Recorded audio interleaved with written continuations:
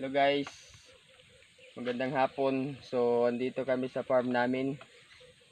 So ito yung mga paligid. Yan, dito hanggang doon. Saka nandun yung mga kamuting kahoy.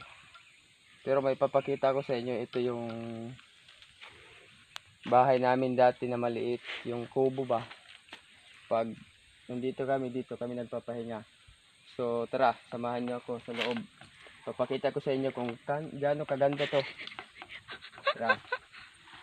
So ito yung daanan papunta sa loob. So tingnan natin ito para makapasok tayo lahat. So malaki to guys, hanggang dito lang oh. Laki. Sobrang laki ng bahay na ginawa ko. Yan, pero ito oh, mabutas-butas na, tumutulo na to. Saka yung ito yung kanila oh, sira na kasi matagal ko na rin itong iniwan. Ngayon lang ako nakabalik. Ito yung loob oh. Nice.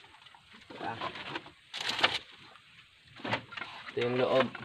Dito nakaupo lang kami pag nandito kami sa loob. Dito kami kumakain, natutulog, lahat dito.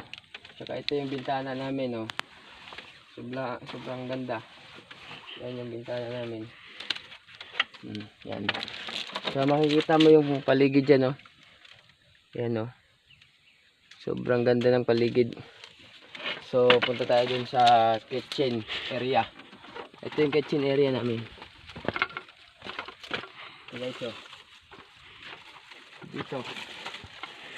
Katayo rin. Pag nagsasaing ka dito, ganyan lang oh. Kaupo ka lang dito. Saing tapos ganyanan mo lang. Masarap talaga pag nasa bukid. Yan. Yun lang. Tapos ito yung lagayan ng kardero. Yung kardero namin kasi ito lang oh. Wala kami yung kardero na iba. Ito lang talaga yung kardero namin yan. Kaya butas na yan oh. Tapos mga presko ko yung hangin. Parang may aircon ka lang. Tara dito. Dito naman na kami lumalabas ko. Dito. Yan.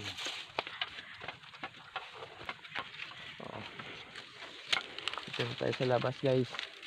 So yan yung mga paligid. Ang ganda.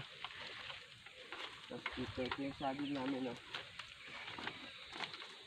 Dito yung kamuting kahoy.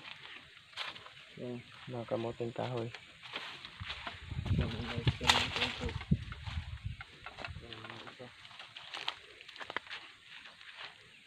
Oh, yan lang guys. Yan lang yung papakita ko sa inyo. So please subscribe and like. Kung gusto niyo mag-comment, comment na. Kasi para updated kayo sa aking video. Bye bye.